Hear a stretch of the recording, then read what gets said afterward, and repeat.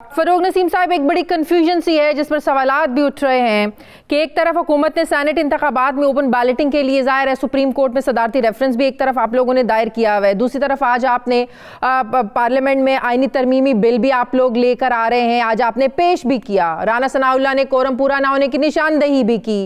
क्या माहौल था टीवी टॉक शोज की हद तक? तो अपोजिशन जो बातें कर रही है वो यही, एक तरफ कह रहे हैं कि साफ शफाफ इंतखाबात भी हम चाहते हैं, दूसरी तरफ वो इस बिल को सपोर्ट ना करने की भी बातें कर रहे हैं कि इसमें हुकूमत की बदनीयती शामिल है, क्योंकि हुकूमत समझती है कि उनको सेनेट में ज्यादा सीटें नहीं मिल सकती, इसलिए वो ओपन बैलेटिंग करवाना चाहते हैं। अब तो अपोजिशन का तो रवैया बता रहा है कि वो सपोर्ट नहीं करेंगे,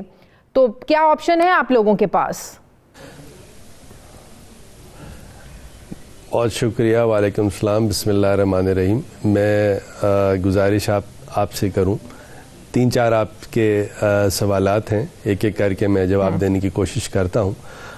देखिए, पहली बात तो ये है कि अगर 186 में वफाकी हुकूमत ने रेफरेंस पेश किया है पाकिस्तान की सुप्रीम कोर्ट में, तो फेडरल गवर्नमेंट जो है वो उस पर लेजिस्लेशन करना या कॉन्स्टिट्यूशनल अमेंडमेंट करने के लिए कोई बार नहीं है। अच्छा। और ये दोनों राइट्स मौजूद हैं, यानी लीगली थोड़ी सी इन्फॉर्म्ड डिबेट होनी चाहिए, इन्फॉर्म्ड डिस्कशन होना चाहिए। और जैसे आज रवैया था ऑपोजिशन का, जैसे एक साहब हैं, मैं नाम नहीं लूँगा, 2-3 और लोग थे, उन्होंने कहा कि ये आप कॉन्स्टिट्यूशनल अमेंडमेंट जो ला रहे हैं और ये जो बिल आप ला रहे हैं, ये आप आइन की वायलेशन कर रहे हैं और आइन का खून कर रहे हैं। मुझे तो बड़ा ताज्जुब हुआ ये सुन के, फिर मुझे ये कहना पड़ा कि कॉन्स्टिट्यूशनल अमेंडमेंट जो है, क्या वो लाना आइन की खिलाफ वर्जी है या वो आइन में लिखा हुआ है कि आप कॉन्स्टिट्यूशनल अमेंडमेंट ला सकते हैं? तो ये इन्फॉर्म्ड डिस्कशन अगर पार्लियामान में नहीं होगा, और आज की सारी कार्रवाई अपोजिशन की बड़ी कोशिश थी कि ये बिल टेबल भी ना हो, और पहले तो गलत पॉइंट कर दिया कि जी कोरम पूरा नहीं है, फिर गिनती की गई, फिर कोरम पूरा था, और जब कोरम पूरा था तो अगर इस पर बिल ले करके इन्फॉर्म डिबेट करके, कम से कम हमें आज तक ये नहीं पता चला कि इस पे अपोजिशन की ऑब्जेक्शन क्या है। अगर आपको याद होगा, जब ये 186 का रेफरेंस अदालत में फाइल हुआ था, तो अपोजिशन के जो लीडरान थे वो सिर्फ एक बात कर रहे थे, वो ये बात कर रहे थे कि जी क्योंकि आर्टिकल 226 के अंदर एक प्रोविज़न मौजूद है, लिहाजा जब तक कॉन्स्टिट्यूशनल अमेंडमेंट नहीं होगा तो सेनेट के जो इंतखाबात हैं वो ओपन बैलेट से नहीं किए जा सकते। ये मतलब रिकॉर्डेड जो उनके रहनुमा हैं, मरकज़ी रहनुमा हैं, PMLN के हों या पीपल्स पार्टी के हों या JUIF के हों, वो तो यही बात कर रहे थे। और अब जब कॉन्स्टिट्यूशनल अमेंडमेंट लाई जा रही है तो उसको आप अपोज कर रहे हैं, तो यानी इसका मतलब ये है कि अपोजिशन चाहती है कि सेनेट के इंतखाबात में पैसे चलें, रिश्वतें चलें और वो फेयर ना हो। और ये बड़ी,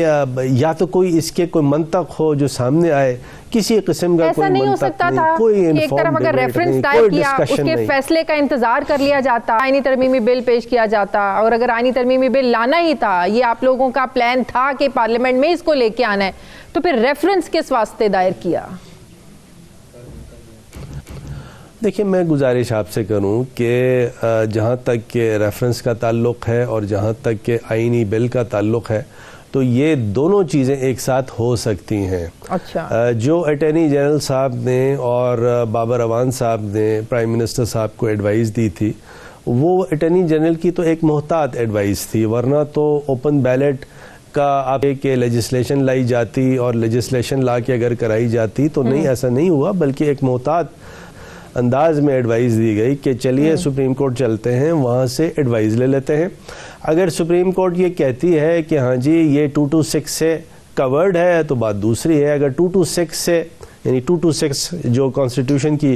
जो शिक है उसमें अगर ये फॉल नहीं करता सेनेट का इलेक्शन, तो ये ओपन बैलेट से हो सकता है। तो ये एक मोहतात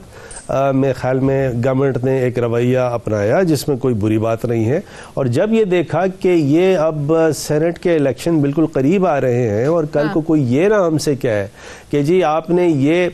पार्लियामान का जो दरवाज़ा है वो एग्जॉस्ट नहीं किया, तो हमने वो भी कर दिया आज। وہ بھی آپ سمجھیے کہ floor of the house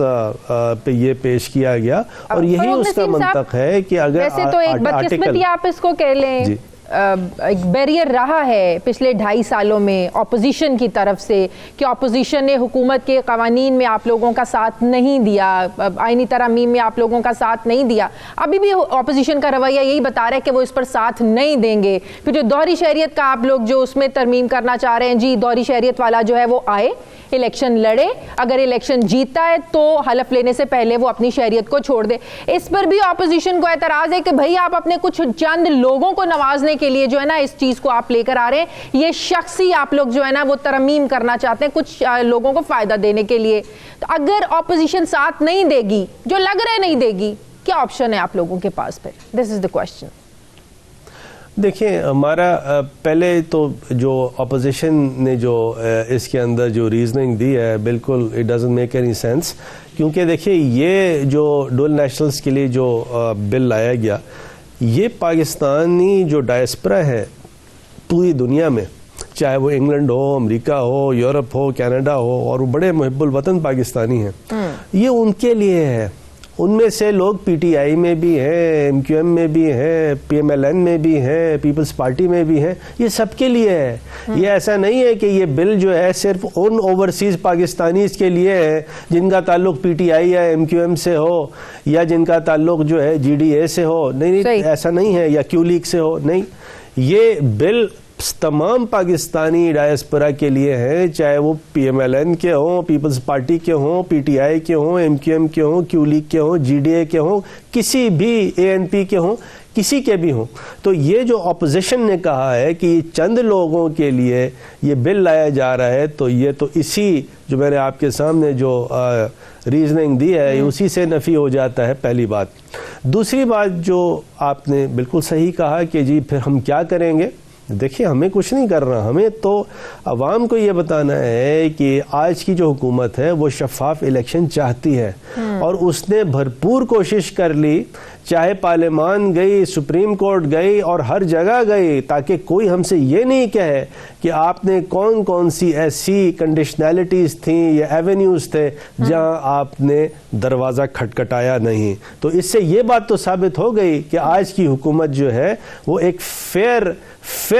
mechanism چاہتی ہے, جب کسی رکن اسمبلی سے بات کریں نا تو وہ کہتے ہیں کوئی پابندی نہیں ہے کہ آپ اپنے پارٹی ڈسپلن کے خلاف جا کر ووٹ نہیں دے سکتے. یہ تو کچھ چند عہدوں کے لیے, جب وزیر اعظم کا ہونا ہو تو اوپن ہوتا ہے, چیئرمین سینٹ کا ہونا ہو تو اوپن, مطلب کہ اس میں تو نہیں ہے, کوئی پابندی تو نہیں ہے اس میں, یہ ریزننگ دی جاتی ہے.